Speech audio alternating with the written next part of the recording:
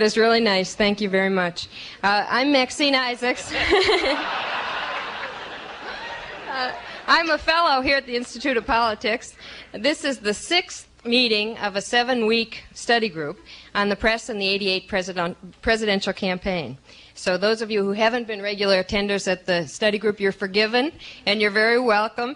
And the study group, which has been meeting loyally, faithfully, is sitting right here in these seats, just so you all know who everybody is. I wanted to start tonight by telling you a story of the first time I ever met Walter Mondale. I went to work for him in 1973. I was 25 years old. I was very excited about the new job working for a U.S. Senator, and I was given my first assignment, which you may remember this, which was setting up a press conference where Mr. Mondale was going to announce that he had introduced a bill denying tax credits to businesses operating in Namibia. So I was to set up this press conference, and I went and rounded up the civil rights groups, and they discovered that there was going to be a bishop visiting town, coincidentally, who would speak out in support of this bill and lend it extra credence. A black Lutheran bishop, a very distinguished gentleman. So we got to the press conference, and the two of them sat down at the podium, and everything was set up, and Mr. Mondale said, "I'm pleased to announce the introduction of this bill." And he talked a little bit about it, how proud he was. And he turned to the bishop, and the bishop said, "If this bill passes, my people will starve."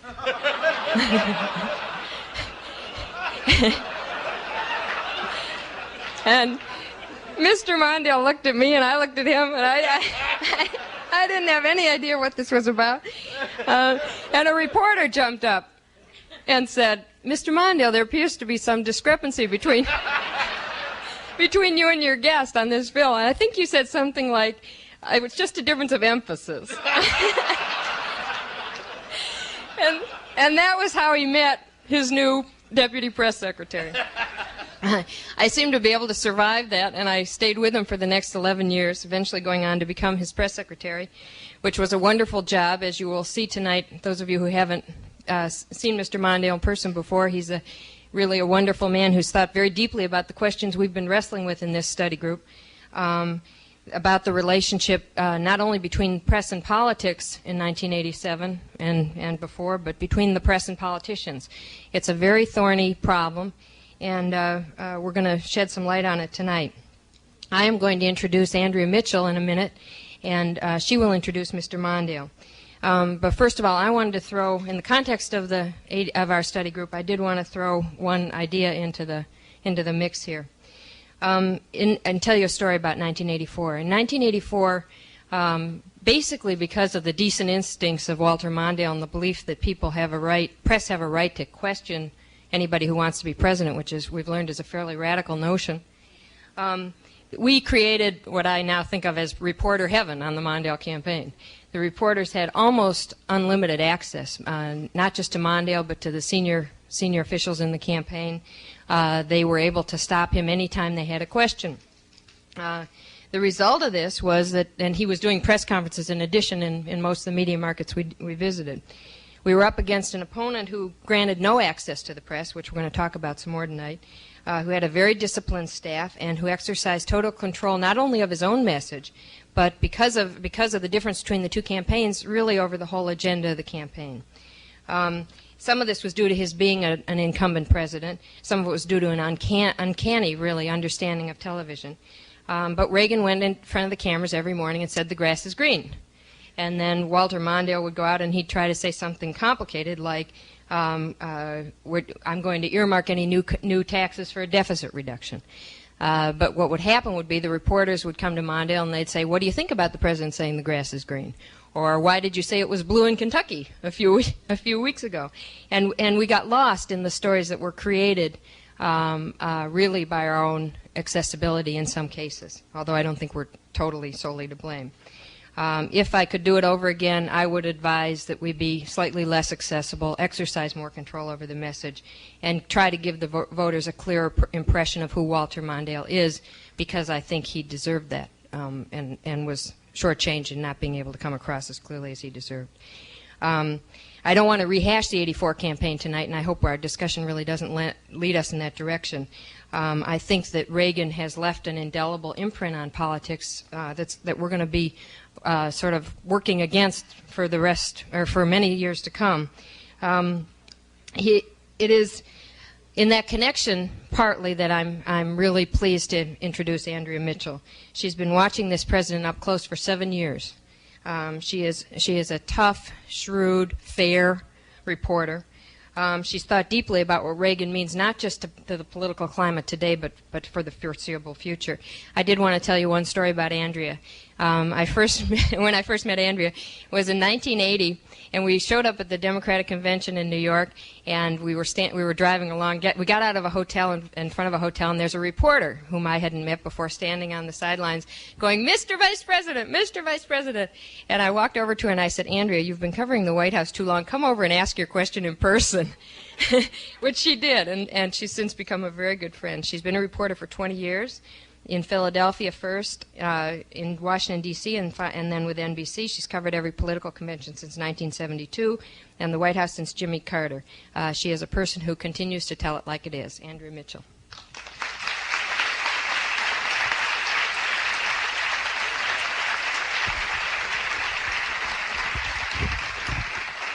Thank you, Maxine. And Mr. Vice President, well, Maxine told you how she tried to wean me of the habit of shouting at presidents or candidates.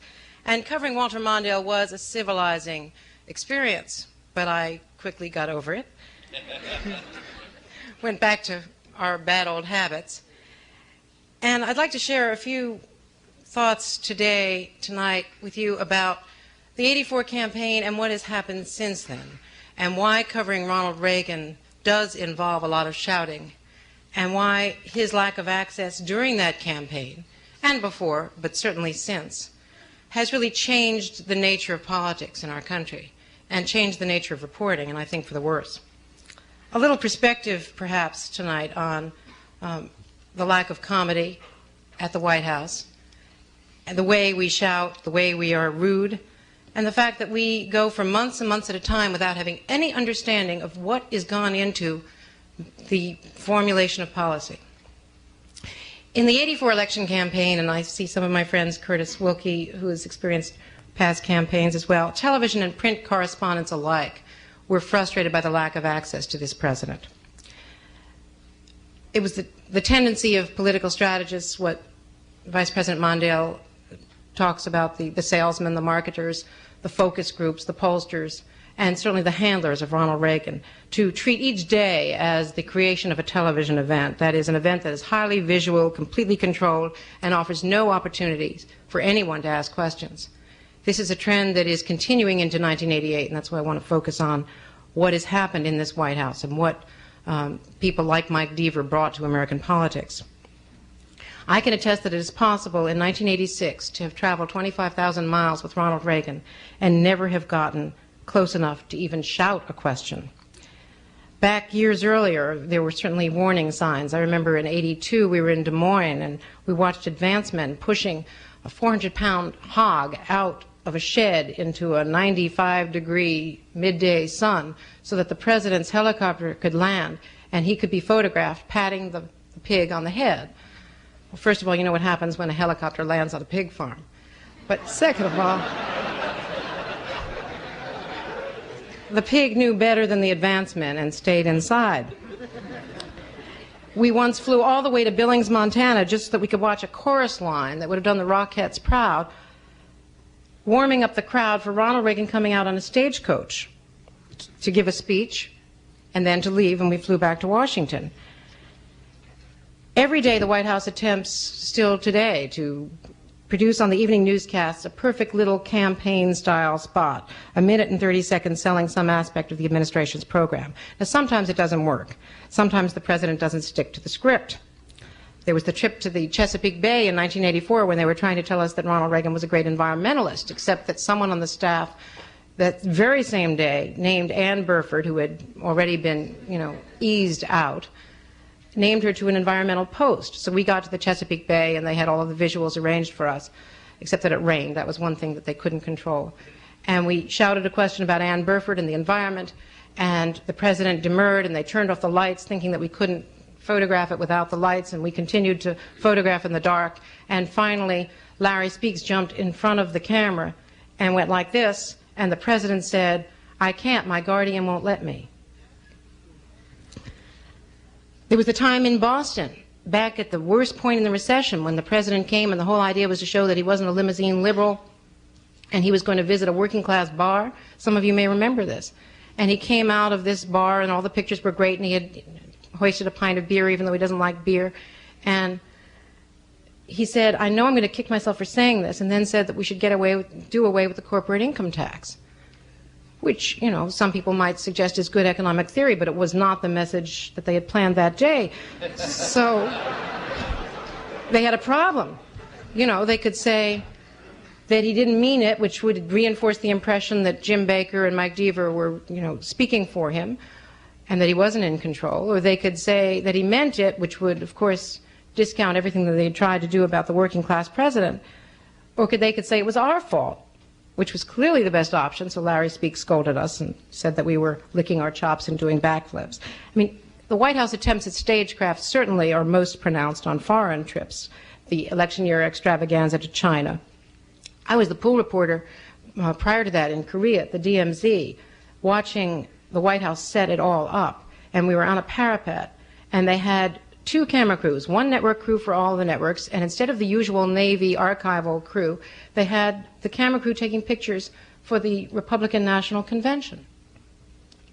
The pictures you saw in Dallas on the big screen, you know, the controversial film. And I was watching as they were setting it all up, and Reagan arrives and doesn't stand on his toe mark.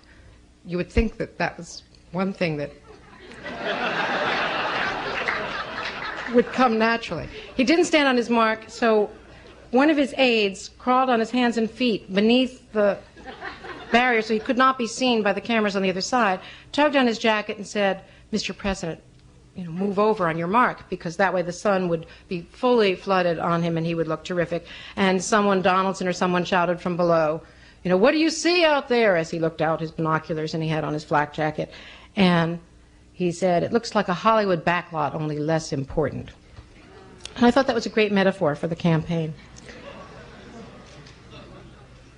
Now, the role of television in 1984 raises, I think, profound questions for what we're doing this year. How are we covering the real election? And should we carry the made-for-television event if the visual bears no relationship with the substance? Do we have the right to ignore the media event? Is that censorship? Are we denying the public the right to see what a candidate does that day? Do we have the courage to pursue a more rigorous agenda? Most studies that I've seen of the 1984 campaign tell us that our writing about Ronald Reagan was tougher than our colleagues covering Walter Mondale, that the words were tougher, that we would start the day and say, Ronald Reagan today ignored questions about the deficit, ignored questions about tax policy, refused to say where he stood on this, that, or the other. But the pictures were balloons and cheerleaders and high school bands and Harry Truman's train through Ohio. And I am profoundly persuaded that what people reacted to were the pictures and that no one listened to anything that we wrote, which raises questions that I don't think the networks have properly answered about how to address the disconnection between the visual and the substance. Forgive me, by the way, I have the flu. My throat's a bit too sore, but so I will. I think that Ronald Reagan ducking questions today about how he would reduce the deficit is the price that we are paying for letting him get away with it in 1984. The viewer focused then on the Mike Deaver production, and if you campaign on a platform of "It's morning in America," then perhaps we deserve what we're getting now in terms of budget policy and foreign policy. A lot of people think that the longest stretch between Reagan press conferences was during the Iran-Contra investigation. Not true. It was during the 1984 campaign. We never saw him. We never asked him a question. I believe that we're all now paying the price for what happened back then. If you've never had to explain your trade and budget policies, what will be your program for reducing the twin deficits? If you've never had to explain your arms control policy to the American public, what will happen when you sit down in Geneva and start spinning out your dreams about a perfect space shield, or when you start freelancing in Reykjavik and talk about eliminating all strategic weapons instead of what you really mean, which is only ballistic missiles, and a lot of people think that that is almost as destabilizing. Today we had the President responding to a question on the dollar. Here, whatever you think of the policy as framed by the Treasury Department is that the dollar should fall. Ronald Reagan is asked about the fall of the dollar, and he says it's fallen far enough. Today we had the President, who campaigned in favor of cutting down government and eliminating the Departments of Education and Energy, promising to create a new cabinet-level Department of Veteran Affairs. More government, not less. So the experience that I've had in the past 7 years of covering this man, really compels me to want to do a better job in 1988 for all of us institutionally. And I think that the public has an obligation here as well to pay more attention. We have to think hard about the issues that have risen so far, and I think that that will be addressed tonight: adultery, plagiarism, pot smoking. And what about the confessional nature of our politicians today? Now, somehow the image of the very aristocratic Claiborne Pell confessing that he smoked dope. John Sears suggested that Bruce Babbitt really made it all up, that he didn't smoke pot.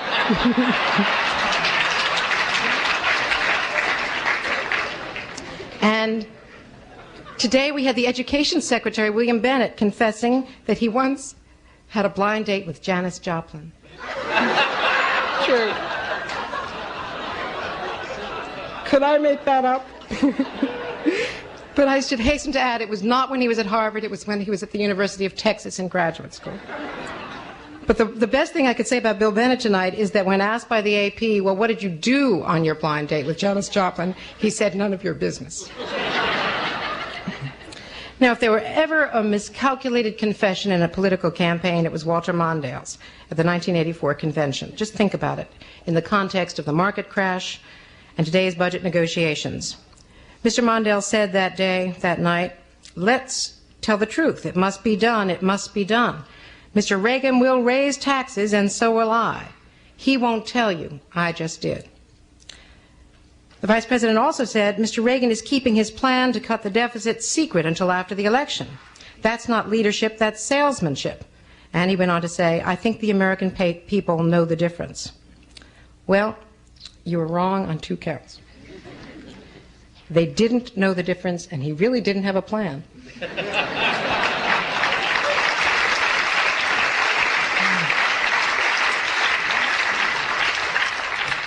I don't know if Walter Mondale would have been a great president. I don't even know if he would have been better than what we have now.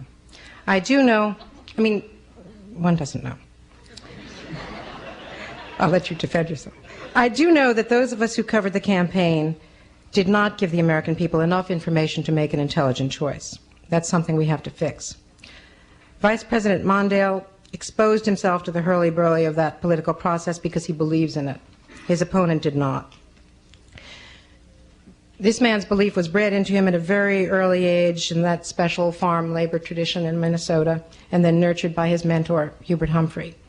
He brings you a unique vantage point from which to help all of us understand the symbiotic relationship between reporter and politician, and, yes, the public.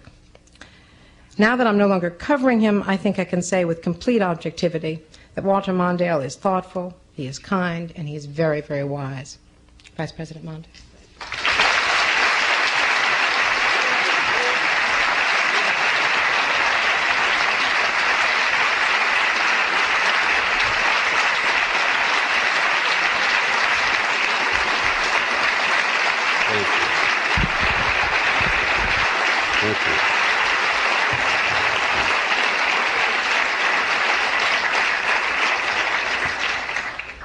Thank you very much, Andrea, for that splendid speech and for that kind introduction. You know, one of the services that a vice president performs for his nation is to train gifted young reporters on the way up.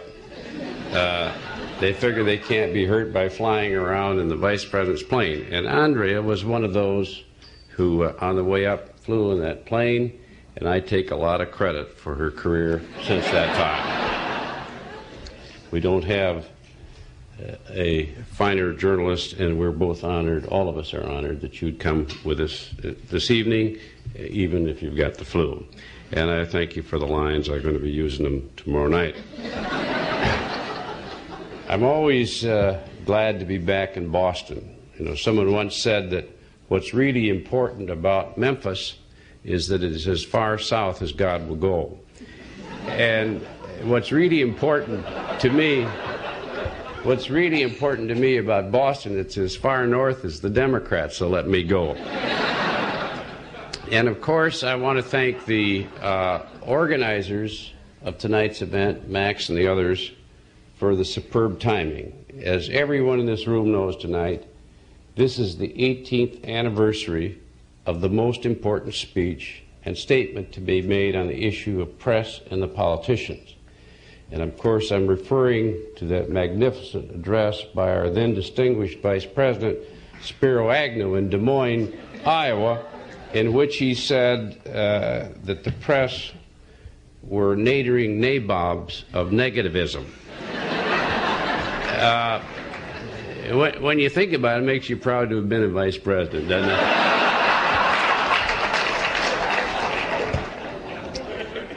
And of course, I'm glad to be here with Max again to learn from her. And I must say, for all of those, 15 years in the Senate, in the White House, as my press secretary, news secretary in the presidential campaign, Max always supplied good sense.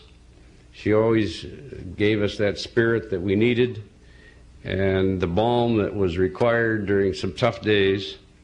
And I know this is a superb course. As a matter of fact, Graham Allison told me it's got the broadest reception of any group in the history of the school here.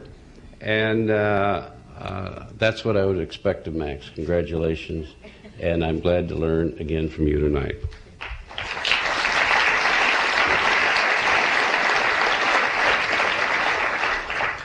This is labeled as a chat tonight about the press and the presidency. And many of my best points have already been heard. But in a sense, very real sense, you can all relax. Because no matter what we say about the press, so long as they have their constitutional protections, they're going to do exactly what they want to do anyway, and they don't really care. And I hope that that constitutional protection always remains that way so that they will be free to do just that. After a quarter of a century in public life, I must say I end my years in elective office more than ever a believer in our system of free journalism. As with any institution, you will find the incompetence, you'll find the occasional corrupt person, the biased person, the lazy person, the uninformed. But they are the exceptions, and they don't go very far, and they don't last long. In fact, many journalists are gifted, well-informed, and care very much about the truth and about our country. And in this era of the pained personal confession, I myself want to make my contribution.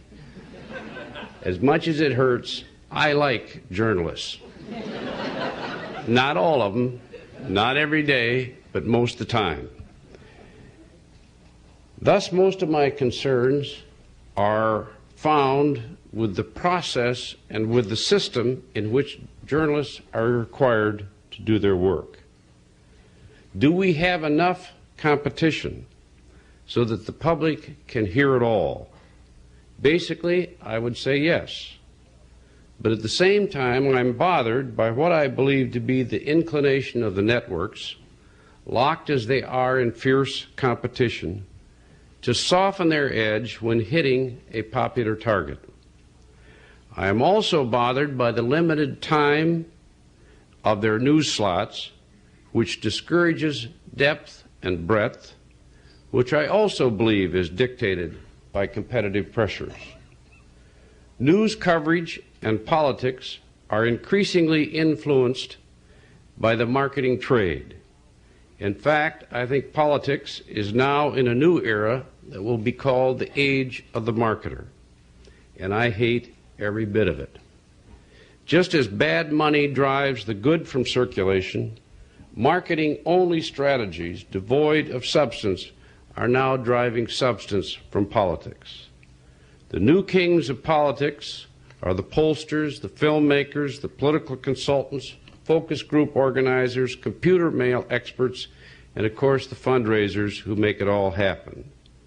And I fear the same is increasingly true with the owners of media outlets, both newspapers and televisions.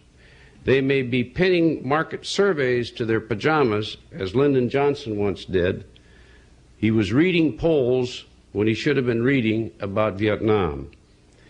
Believe me, this process, if it continues, will cheapen politics, weaken our public leadership, and reward the shallow. What will happen to substance if this continues? Market surveys do not tell you what we should be doing. I saw a recent survey that said the American people wanted this deficit eliminated right now, and they did not want any cuts in programs or any increase in taxes. And I remember a poll taken during the Vietnam War in which the respondents said we wanted to win that war immediately, and they wanted no more bloodshed, and they want their sons home by Friday afternoon. And I ran into that headlong in the last campaign. I was talking about reducing the deficit. My opponent, who has good marketers around him, declared, as you recall in the first debate, that those deficits would simply disappear through growth, and instead concentrated on the theme that it was morning in America. In that campaign, I also fought for arms control and for constraints on Star Wars deployments. My opponent, with utterly no scientific basis underpinning the argument at all, argued that he had a way of fighting an atomic war in which none of us would be hurt. Both of these arguments were and are bunk, and both have resulted in very dangerous delays, very costly delays. One in getting that deficit under control, and we can see the cost now to our national and international economy. The other in the control of these dangerous weapons through arms control.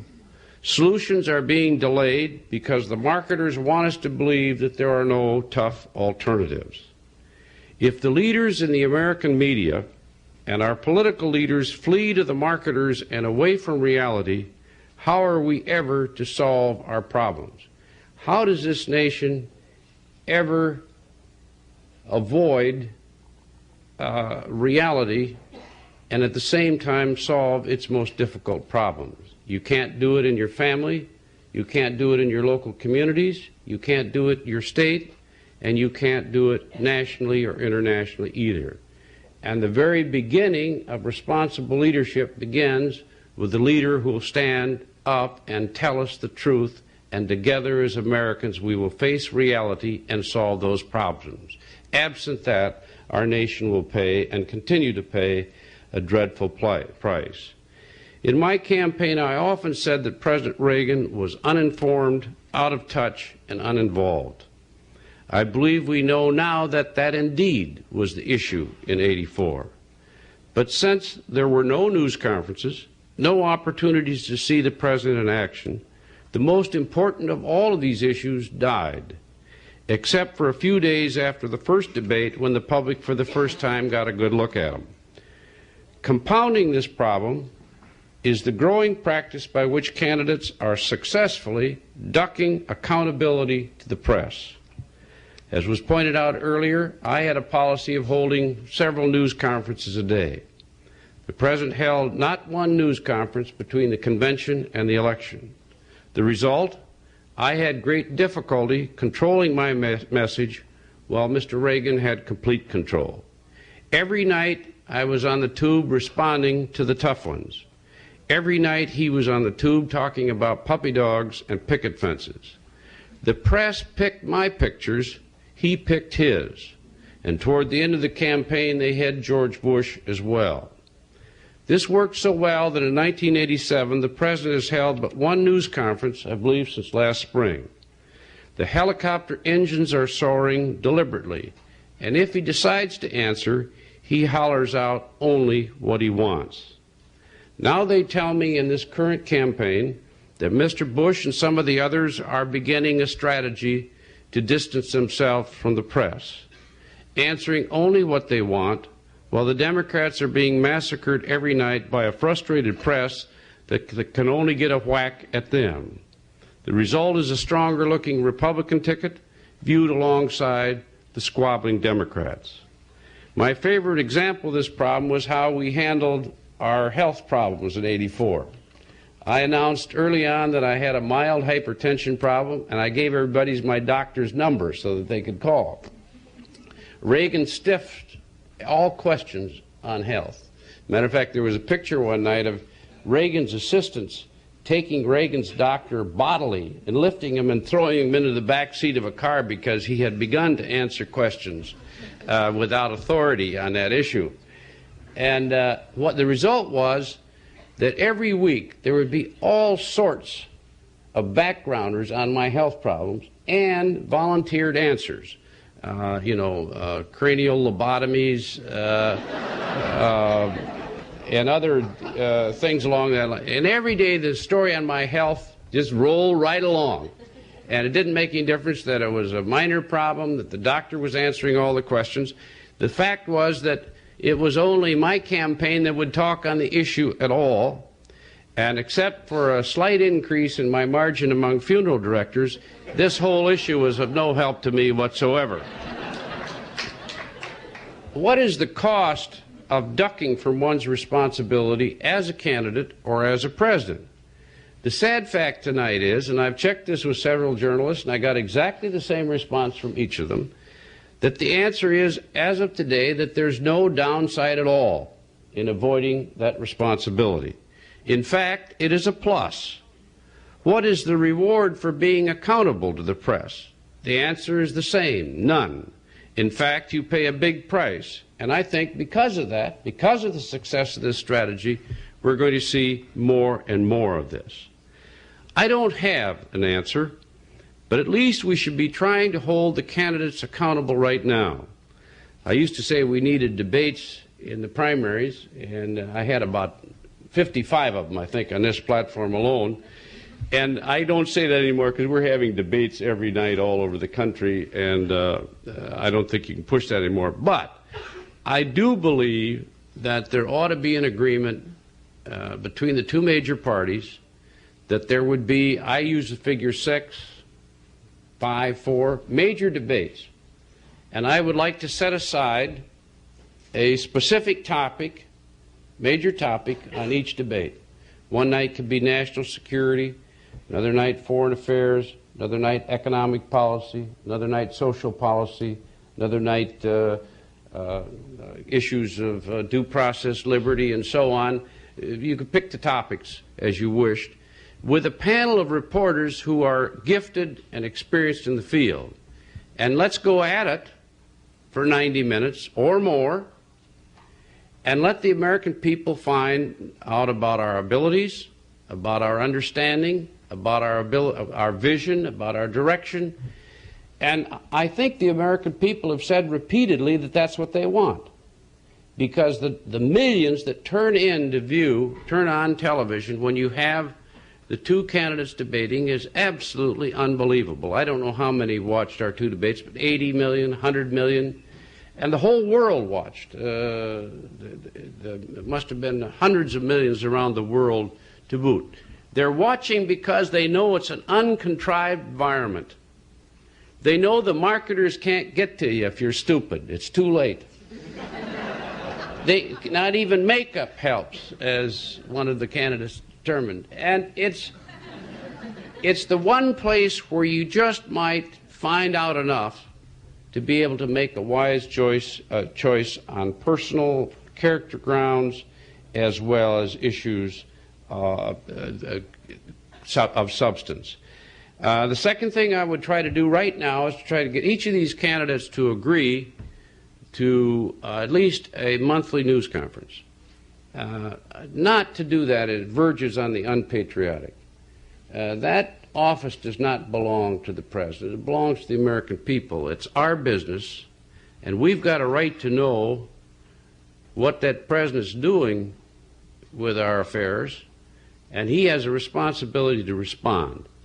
And I think we ought to be pressing all of these candidates before they're nominated to make a commitment in writing that they will do that if elected.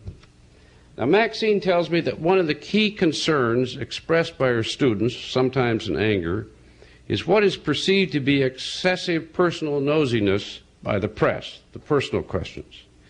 And I'm not sure my answer will be well received here tonight, but I don't think there are any bad questions. I only think they're bad answers. People who seek high office must be prepared to take the heat or they shouldn't run. But once again, I believe there is a problem with the system.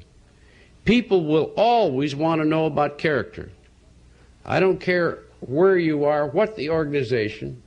You want to know about whether a person's rap tight and the rest before you put them in a position of responsibility.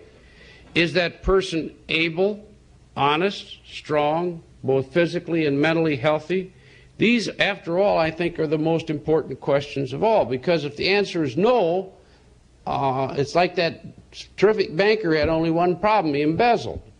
And people are, I don't care, you're not going to get around that. The American people want to know about a person's character.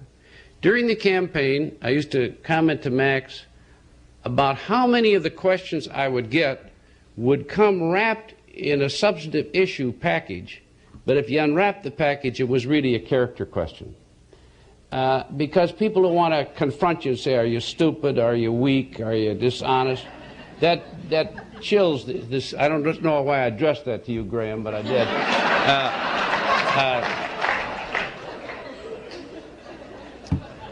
But so they try to, they ask the question in a different way, but underneath the question is really the character issues. Why is this so?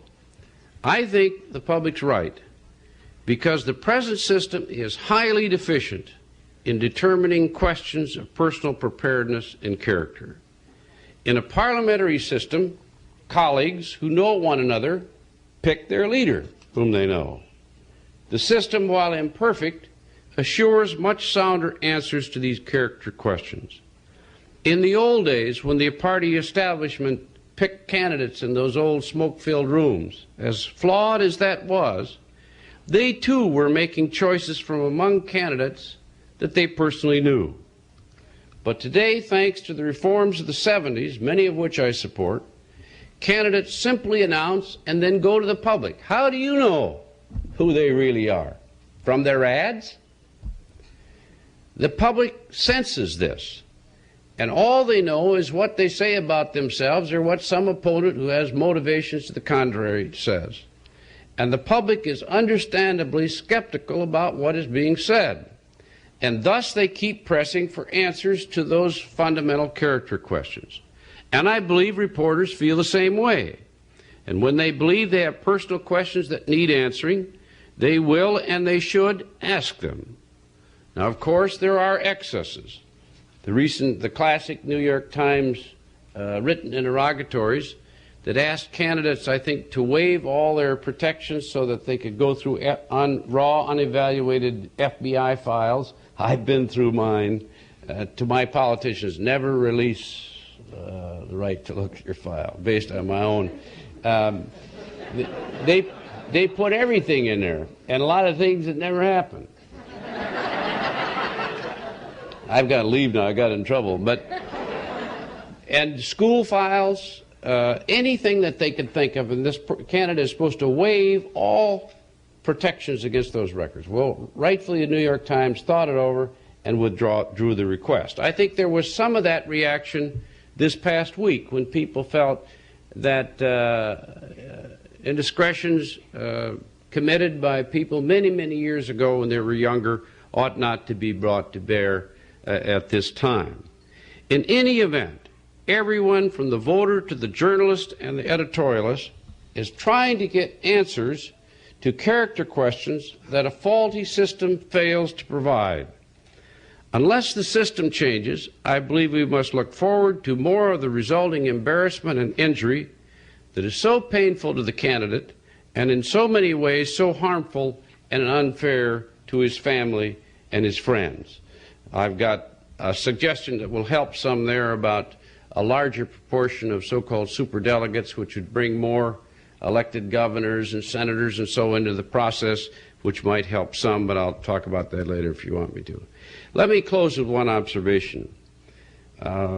Superb journalists were able, informed, concerned, with that genius of explanation which goes with the best of them, are a precious American resource. Their rarity makes them all the more indispensable. I came to know who they were, and so did the other reporters. They came to lead their flock because everyone knew they were the best. What they saw and what they thought, more often than not, became the point and the history of that event. Politicians who try to win on the cheap will be confronted by these able journalists, and the public will be informed. Able and caring public leaders will also be measured by their substance and their vision, and good journalists will also see this and report on it. A good reporter not only reports events, he or she elevates the process and enhances public understanding. So to those great journalists, many of whom in this room, let me just say, God bless you. We need you more than ever. Thank you very much.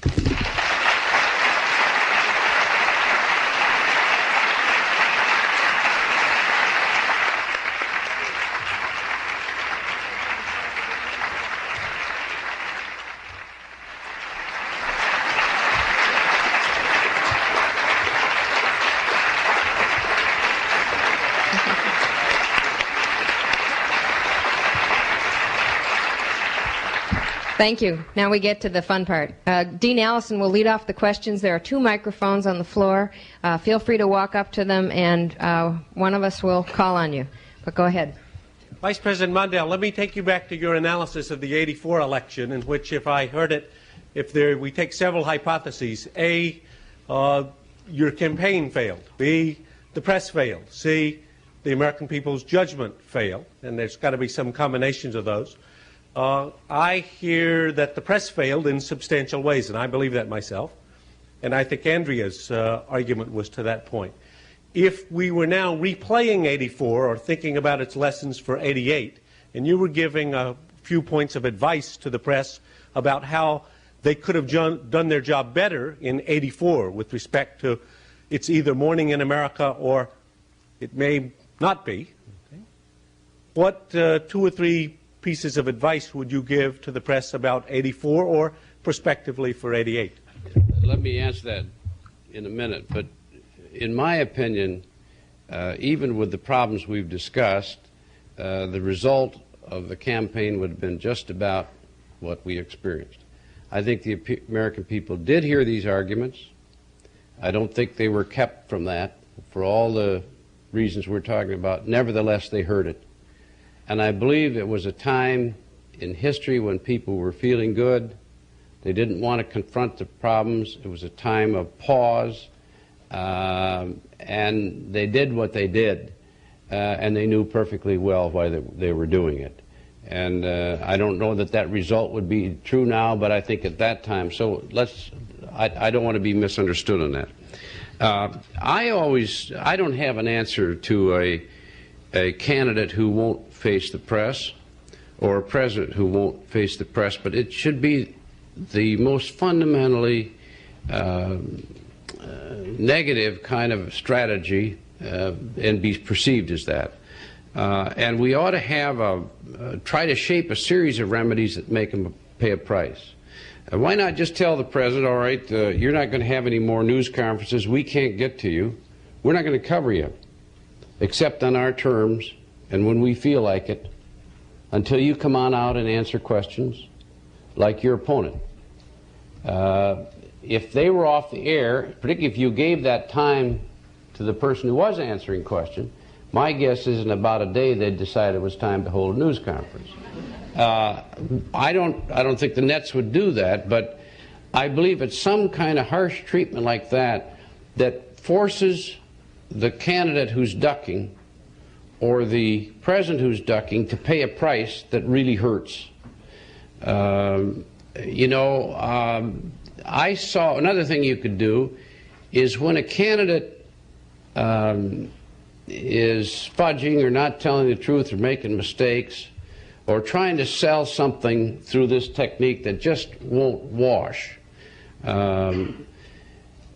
I saw what they did to Joe Biden. They put him all over everybody's front page. I mean, above the fold. Nobody could miss where Joe got his material from. Why didn't they do that with Reagan? Just put him right. You always put it on page 18, 19th paragraph. Old Reagan didn't tell the truth again today. Or didn't have it right. Just get it up there so we're all try to elevate. None of this will happen, but this is the Mondale plan.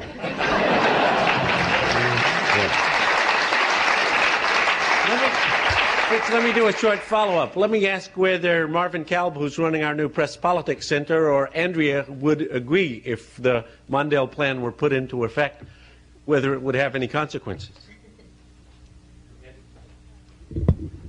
I think one of the most important points that the Vice President made during his talk was that for whatever reasons, the networks really are afraid of hitting a popular target. I think that was your expression.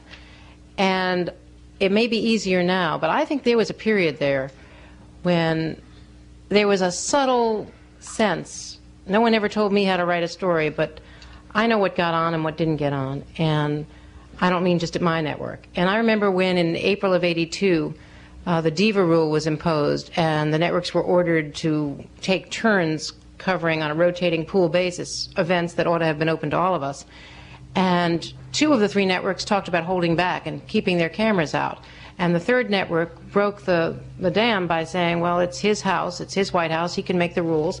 And so what if our cameras go in without an editorial person to supervise and to take notes and to see what's going on? So the networks caved to pressure, I think, very quickly.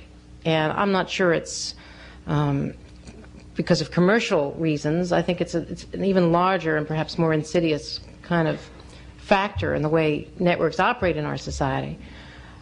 I'm not sure that it's realistic then to expect that the networks would ever just hold back. If Ronald Reagan is misspeaking on 6 subjects and he's in an election campaign, let's say he's not a lame duck, and then the next day, as president, announces an arms control agreement, I mean, the good news will wash out the bad very, very quickly. And that's the great advantage of an incumbent to control the agenda. I don't know, Marvin probably has some more wisdom on this than... No, hardly that, but I would disagree a bit. I think the press has to cover the story. Now, if the story is that the President of the United States does not hold a news conference, then we say that. And we may have to say that time and time again, and after you say it 10 times, it's not a story anymore. He just hasn't held a news conference. But the idea, I remember in Moscow many years ago, we'd be very frustrated with the way in which the Russians wanted to control us.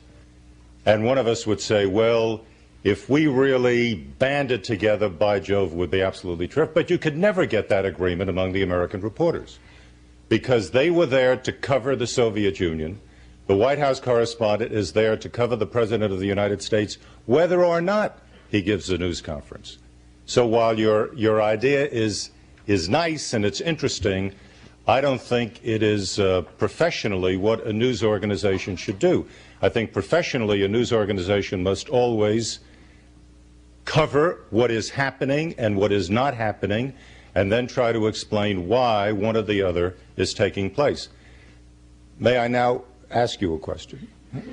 Okay. I think... No, Max was saying earlier in her introduction that the real Walter Mondale did not come through. And then in your own talk, you said that the kings of politics today are the pollsters and the Hollywood people and the ones who make up all of the commercials.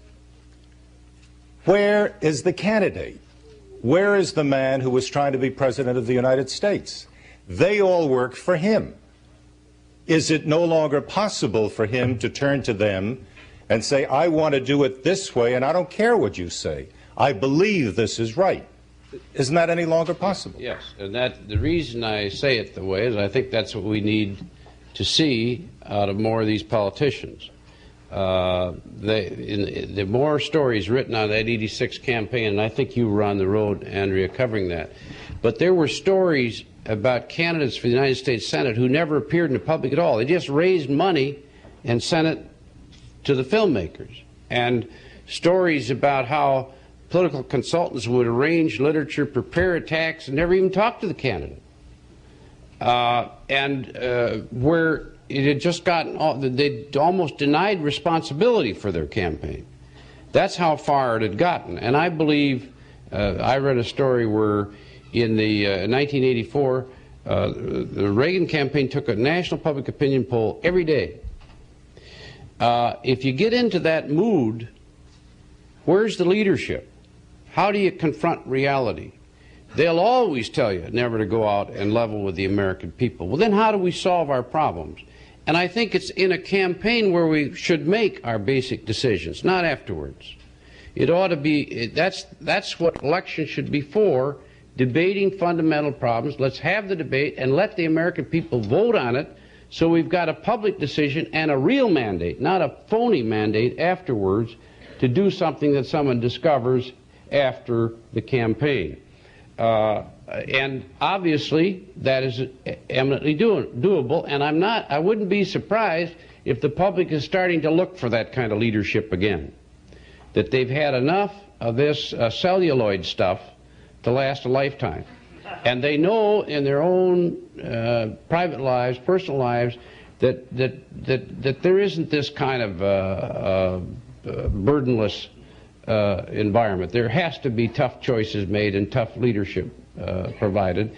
And I wouldn't be the slightest bit surprised we're going to see some more of that. But in order to do that, they have to take charge of their campaigns, use those tools, which I did, but make certain that you call the shots, the candidate calls the shots, and not somebody else. But is anybody, to the best of your knowledge, doing that now? Is there, in your view, a realistic opportunity of turning it around? Yeah, and I think it's a little early yet. I think our candidates that are on my party, I think some of them show some signs of doing that, and I think we're going to see more of it. I think you saw a little bit of it in Bob Dole's statement the other day. He sounded a lot like Walter Mondale there in the middle.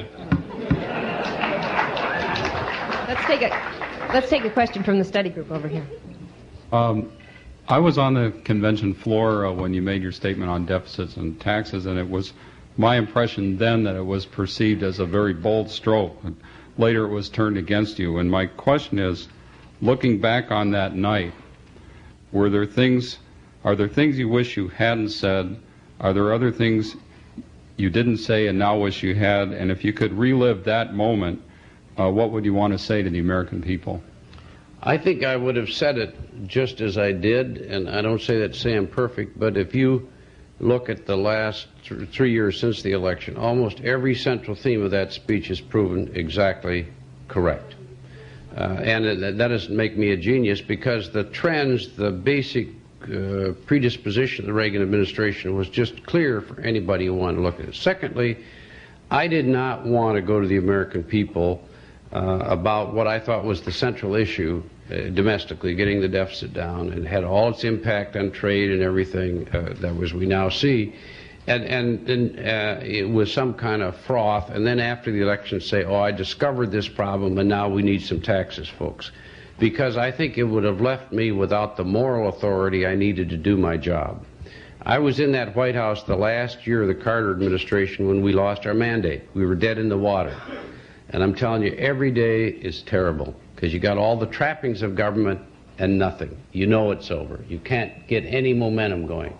The public trust is the essential ingredient of moral authority.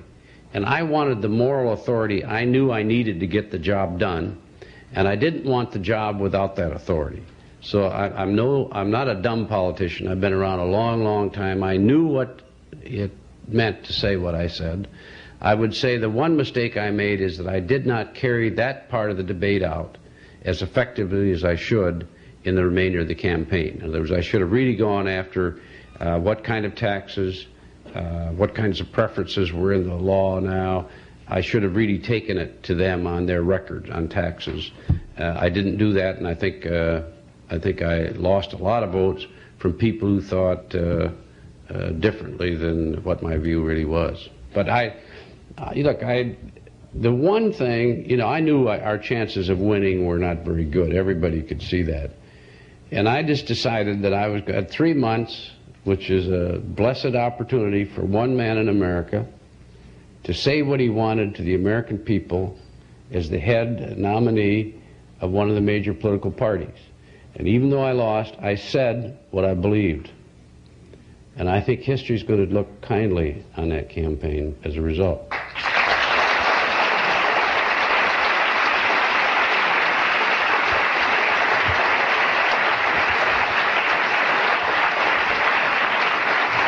Mr. Vice President? Yeah. You know the dangers of speaking candidly about tax increases. Right. There's one Democrat today who talked openly about the need for a tax increase. Others are hinting at it. It's a little too early to probably talk openly about it for all of them. But how will they avoid your fate if they really say what they think? Well, they might be lucky in one sense. I think reality is forcing the marketers to step back and let substance finally take hold of this issue. The collapse of that market the other day, I think they call it a slight adjustment, I think really scared everybody in this country, around the world, and it said that something fundamentally was wrong. And this is not the night for an economics lecture, and I wouldn't try it with Galbraith and Droom if it were. But surely those deficits have done more to destroy American exports by the overvalued dollar. They've done more to rob America of new plant and equipment. They've done more to bring us into a position of the world's largest debtor nation, so dependent on foreign capital, and with all the instability that creates, and the weaknesses to America that creates, that all of that's coming together now. And I hope very shortly there will be a package announced which must include revenue increases. And I think that will permit a lot of these candidates to say, see, I told you so. I hope so anyway. Mondale, in '84, you garnered the support of a lot of membership organizations as the primaries got underway. And eventually, the press picked up on a special interest tag, and that seemed to hurt to some degree. So my question is, what's your advice for the 88 Democratic candidates as they try to garner the support of membership organizations, if the process is going to stay the same with the press? And I think of something like the Bork nomination and how the special interests were eventually didn't testify, and that helped. So do you have any new suggestions for 88 and special interests? Yeah, I think I misjudged how the public would evaluate my strategy. In '84, we had every organization in America holding an endorsement meeting. If there were any that were held without my knowledge, I don't know where it was, because and most of them wanted a debate, which is why we were here at this special interest practically every Friday night with so on. And I think we did give the impression of a party that just went from group to group and signed a form and didn't use any independent judgment. The facts are different. It's as they try to garner the support of membership organizations, if the process is going to stay the same with the press. And I think of something like the Bork nomination and how the special interests were eventually didn't testify, and that helped. So do you have any new suggestions for 88 and special interests? Yeah, I think I misjudged how the public would evaluate my strategy. In '84, we had every organization in America holding an endorsement meeting. If there were any that were held without my knowledge, I don't know where it was, because And most of them wanted a debate, which is why we were here at this special interest practically every Friday night with so on. And I think we did give the impression of a party that just went from group to group and signed a form and didn't use any independent judgment. The facts are different. You know, it angers me that I would get endorsed by the Sierra Club and be called a tool of the special interests, or that I'd be endorsed by most women's organizations and be called a servant of a minority group when they're in the majority.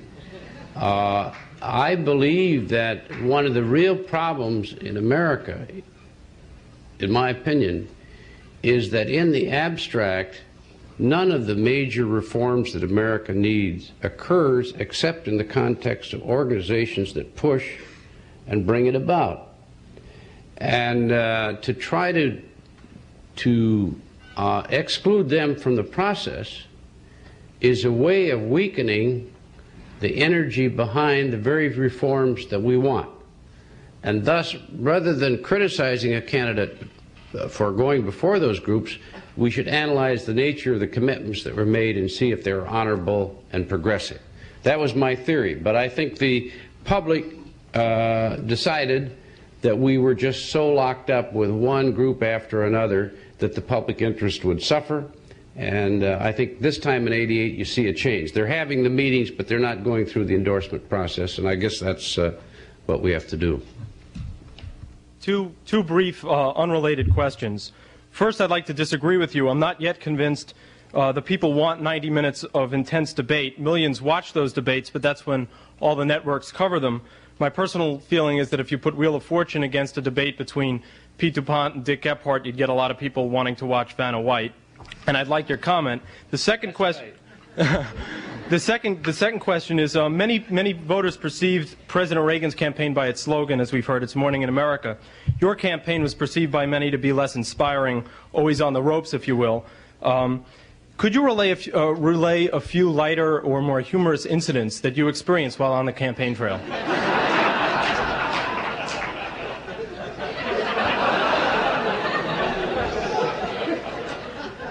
Well, I'm thinking of one joke, and I can't think of any, except the candidate.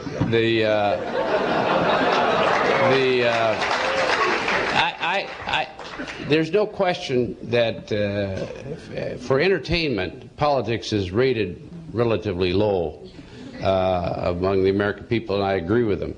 But if you'd ever gone through the experience of being on a national debate, the next date is absolutely palpable. You can feel it. You can touch it. The whole nation, in a mysterious way, is with it. Every single American. I don't know of anything that you ever do in politics that touches it. I was not a well-known candidate for vice president, but after the night of that debate with Dole, the next morning I knew we were going to win. You could feel it, excitement, the way people showed up for crowds. They were convinced. And that was it. And it was it. We were slipping every day. After that debate, it was into the election. It was close, but we made it. After the first debate in '80 with Reagan and Carter, which I thought Carter won on college debating points, but lost in terms of mood and feeling, you could feel it the next day. People, it's kind of like coming in on a jury when they're getting ready to hang you. It's over. And it's a horrible feeling. And the most exciting day of my public career, ever political career, was the day after the first debate in the Italian-American parade in New York, and we had millions of people just pouring out of there thinking we were going to win. So I really believe strongly in those debates. I think Americans view them because they think that, and maybe early on in these primaries they're watching less and less. But when you get into that political season, in the stretch, down the way, I think Americans want to look, and people do not trifle with this country. Few do, but most Americans take that responsibility very, very seriously. Give me your name and address, and I'll send you a joke.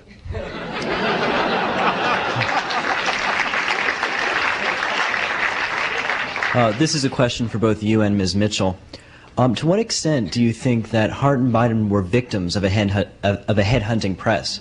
You talked about how such inquiry and such detailed, inspection was legitimate. But do you think it was possible for them to continue their campaign and let the voters decide, or should they have been forced out before the primaries? Also, as a side note, is there any chance that you will once again seek elective office?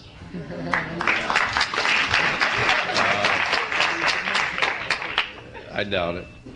But let me talk. Andrea, why don't you jump into that? Just on the Hart and Biden matter, I think that if a candidate has a vision and has a lot of substance and is projecting something of real value to the public, that those other issues become more incidental.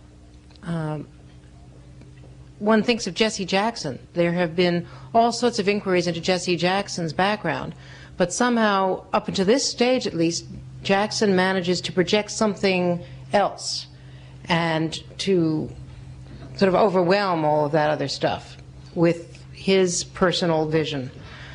Joe Biden, I mean, if your reputation is built upon oratorical flourish and you then are found to be mimicking someone else and taking their emotional experiences, sort of your basic talent as a candidate is called into question. I'm not so sure that Biden should have dropped out when he did. I think he could have gotten past it. In the case of Gary Hart, I think it was fundamental. It was a question of judgment. It was a question of character. That there was no way that Gary Hart could have survived the inquiry and the way he handled the inquiry, which I think became more damaging. His defensive posture and his approach to it once the whole thing started coming unraveled. Not so much the issue itself, but one of the things we've talked about in the study group is, or at least when the press secretaries of Hart and Biden came to visit, was that both of them feel that they were subject to very subjective treatment. The best example was Larry Rasky said that roughly 200 reporters were at the speech where Biden used the Kinnock quote and didn't attribute it. Only two reporters, only in two papers did it make it into the final edition. One of the papers, the Des Moines Register, it was on page 3, but the New York Times put it on page 1. Well, I don't know what the Vice President thinks about this, but it's the NFL, and it may not be the most important issue, but the way a candidate handles that issue is a test. And there are more important tests and less important tests, and I think sometimes the media is a bit too narrow in its focus, and there have been, I think cases of bad judgment and poor management and PAC journalism and all of the rest. But that's the arena in which these candidates are playing. You could ask a similar question of Judge Ginsburg, of whether that was, a real test. I think there were a lot of other issues, and that just became the final issue, that there were some questionable issues about him not recusing himself in a major case on which he sat. I mean, there were some real problems with that nomination and with the lack of scrutiny. And people are focusing on whether reporters look too closely at youthful indiscretion. You could also argue that he was an officer of the court at that point and a professor of law and was not an undergraduate. And what is the cutting off point? So I think that when you're in this area, whether it be politics or high appointive office, you have to expect that kind of scrutiny. One of the things that you have to, that makes it look sometimes cruel to the outside, is that the reason a personal issue may have legs, pardon me, that didn't come out right, but the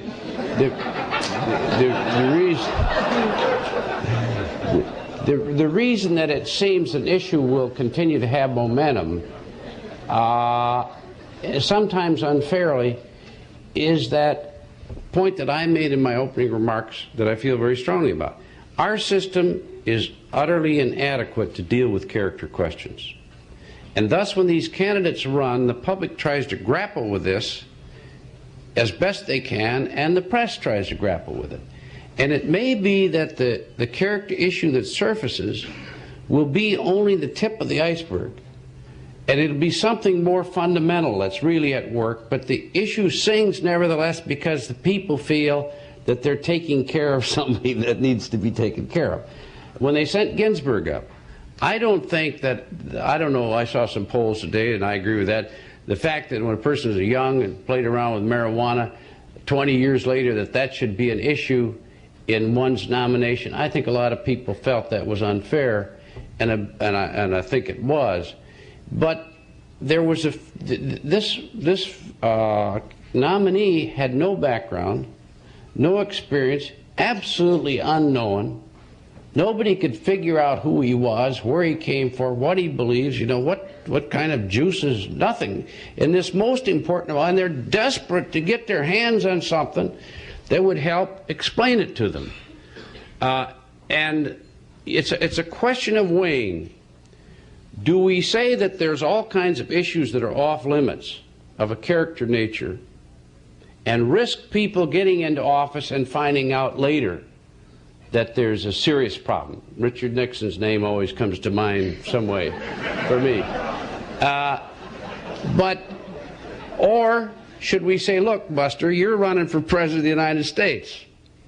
This is not a kid's game, and you want the most important job on earth, and you can start a war, you can blow us all up, you can try to steal our liberty, you can pull down America by your example, all those, and we want to know exactly who you are, every bit, before you're sworn in as president.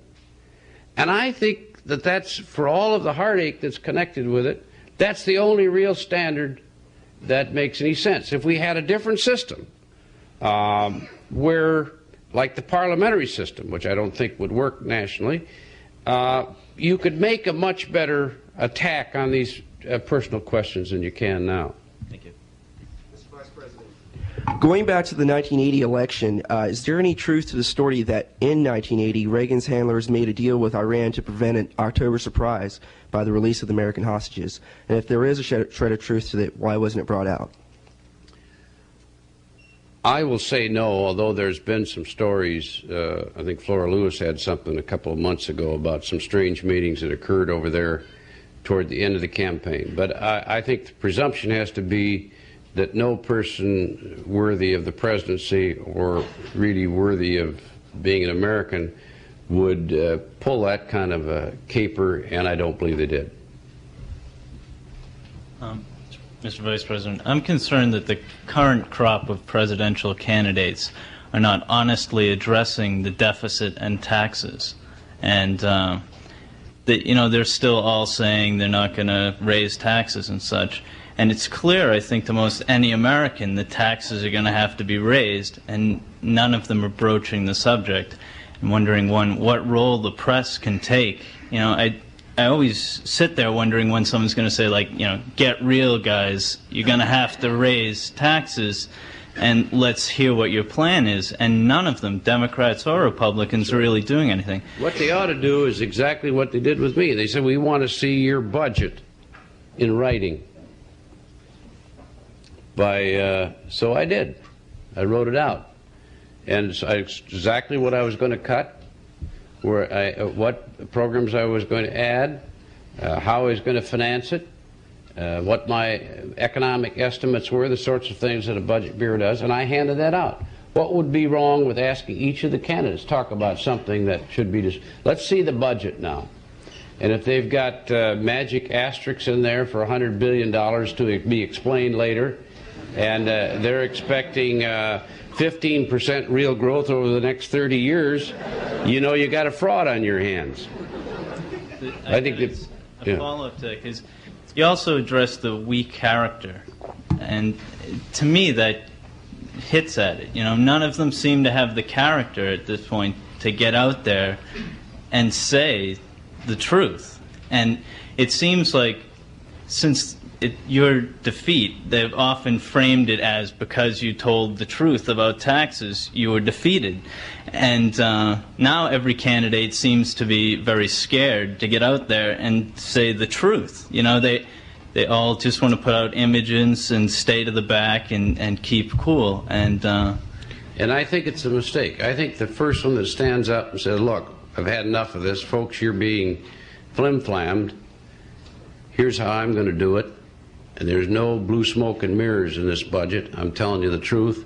And who do you think you'd be better off with? Someone who levels with you now or afterwards? I think we're going to hear some of that. And when we do, I think the public's going to respond. Thanks. This is both to Vice President Mondale and to Ms. Mitchell. I want to follow up on something you said about your first debate with President Reagan. You said that you thought that he won on college debating points, but that where you won was... No, I was referring to Carter's debate with Reagan in 1980. Carter's debate. Yeah. That the question is that kind of in an age of when Americans receive their news through 30-second news clips, through USA Today, which is kind of the newspaper version of the television, is there room for substantive debate in a presidential campaign? Or do Americans only remember, even in debates, the simple images or the very simple themes that they come across? I believe that a modern candidate for president or vice president or other major offices, particularly in a major state, today must be a master at television techniques. It's just something you have to learn. This is 1987, and that's the way it is. But what we must make certain is that that's not done at the sacrifice of substance, and it shouldn't be. Those techniques are not. Even Marvin Kalb can do it. That's not that difficult, is it, Marvin? And so I think you need people who have those skills and who also can deal with substance. I thought Carter had the substance and no skills, and I thought Reagan had the skill. I mean the style and no substance. And people have got to see through these celluloid characters and demand tough answers. And I think substance will prevail. I think people are starting to look back again at substance. If you looked at those debates that we had, I was impressed not only about the millions who watched, but practically every newspaper in America printed an actual transcript of each of those debates. And then there was an analysis by the reporters and by the TV about what was accurate or inaccurate, sort of cleaning up after the debate. And for millions of thoughtful Americans, I think those debates help make up people's minds. And if you go back to those two debates on the issues of the budget, on the issues of arms control, on the issues of whether a president is in touch or in charge, on the issues of what he was going to do to the Supreme Court, on the issues of social justice issues, every one of those issues were spelled out clearly. The issue of human rights, remember he said the issue is Marcos or communism, and so on. It was all there for people that wanted to read it. And since that's the one thing that people watch and listen that has substance connected with it, I think we ought to have enough of them to really go into the major issues. And I think it'll work. What has troubled Americans for at least a century is that great men are not elected president. I was just wondering why this is and what changes you would make in the nominating process to correct this. Well, I think we've had, I like the tenor of that question, but I think we've had a lot of magnificent Americans elected president. One of them is from Massachusetts, John Kennedy. But having said that, I believe we made this mistake. In 1972 the American people were so angry about the war in Vietnam and so convinced that the establishment had done it to them. The Democratic Party, the President, the Department of Defense, religious leaders, union leaders, everybody who was the establishment, that they were the fault of this worst of all mistakes. And then they looked at the process for picking presidents, and they said, we've got to get rid of any influence from coming down from above, and all influence must come from below with no intimidation whatsoever from any kind of establishment. And the 72 rules do just that.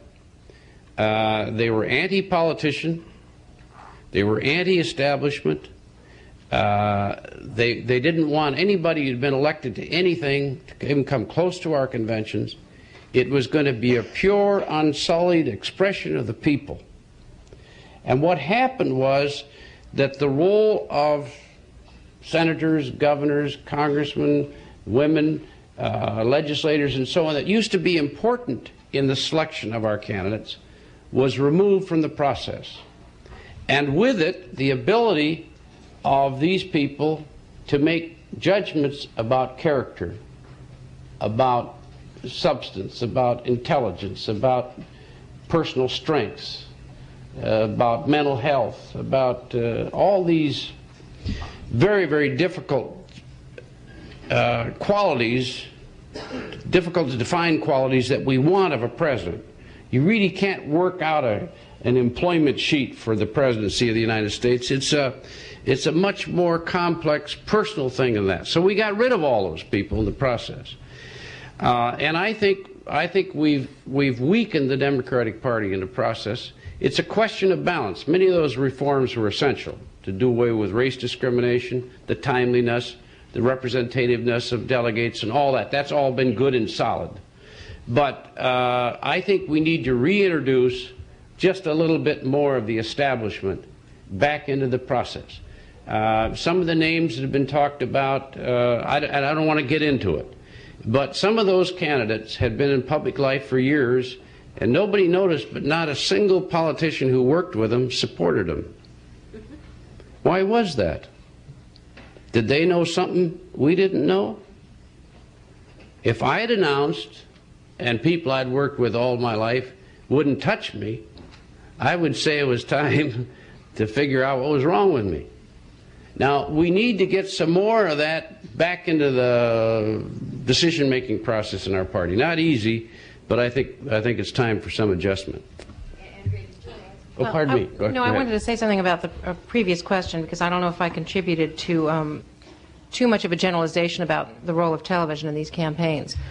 There's television and there's television, and I don't think that television per se is really the moral equivalent of USA Today in terms of 30-second clips. There is a really crucial role that television plays in these campaigns, and the Vice President referred to it when he talked about the debates, and I think more in terms of the debates between the two nominees, because what we're going through now is becoming much more of a routine exercise.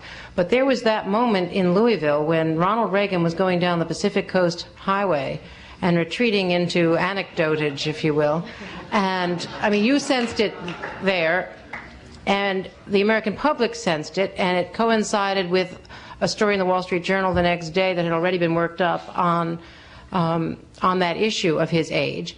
And it set off a string of stories, which is not always the best way, for us to do our work. But what that television audience perceived was that Reagan, unvarnished, unprepared, was, or overprepared, as Mrs. Reagan felt afterward, was, that he had not been properly briefed, was not able to handle the job of the presidency. And that's what was beginning to happen that day, the next morning, when you were marching down the street. They pushed the doctor into the That's right. car and scooted him down. And I guess I was asking the question when he got pulled away. I remember it very well.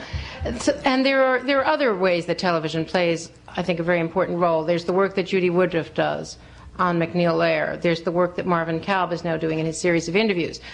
I mean, so I don't want to, by saying that the network newscast in its 22 minutes hasn't quite figured out the right formula or the right balance. By saying that, I don't want to say that the medium is not a useful way of people measuring and evaluating candidates' ability to hold office. What we haven't done, I want to repeat again, we have not figured out one penalty for a president or a candidate who wants to duck. There's no known answer. It's all a plus, and that's the biggest insult to the American voter that anyone can think of. And right now, the people that are running and ducking are the ones that are getting the advantage, and that is a grievous comment on our present system. I've been told we have time for 2 more questions. Okay.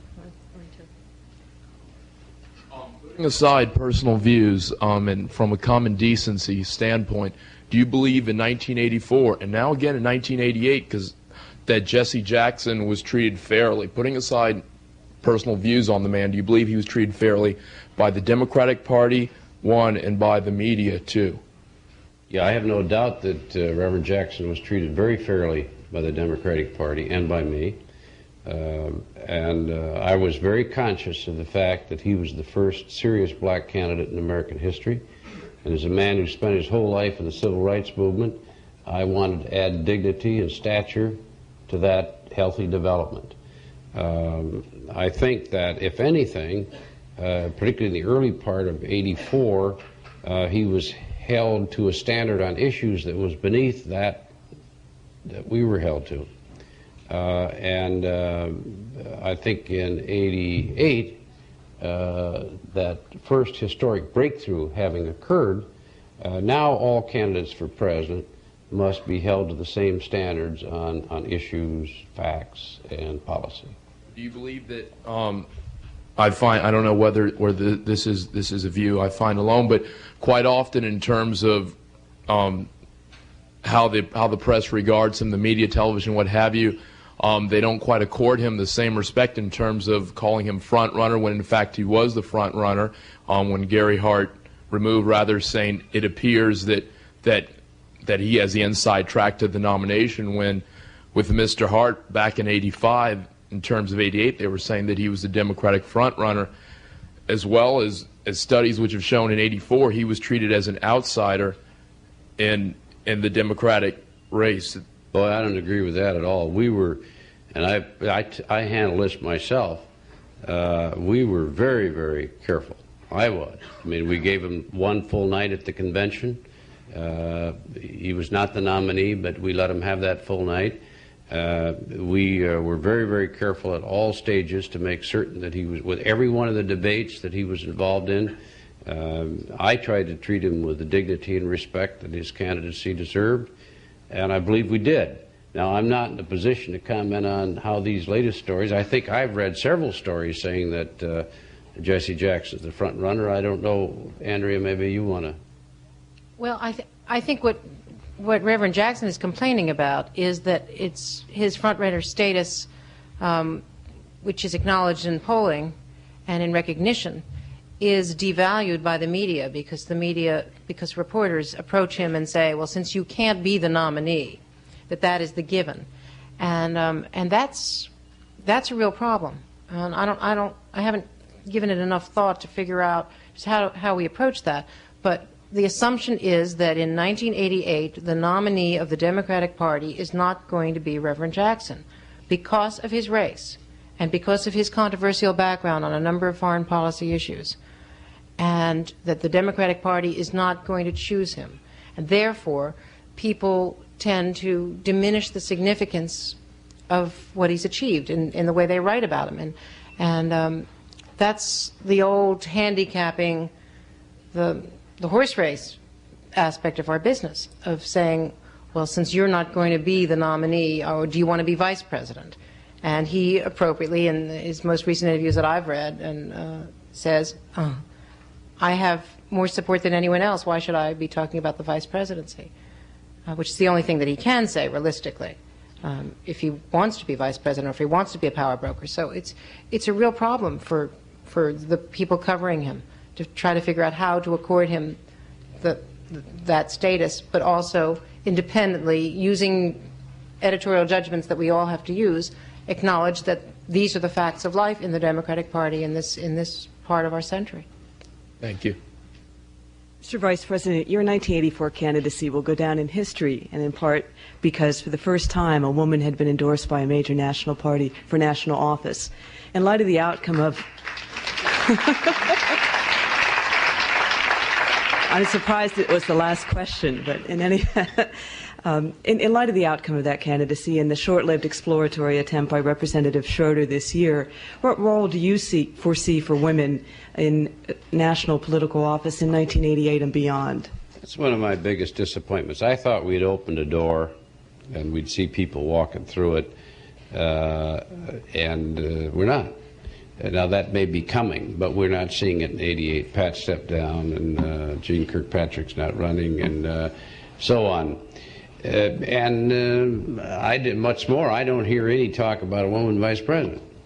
At least we heard that in 84. So I think that's a matter of deep concern, is to me.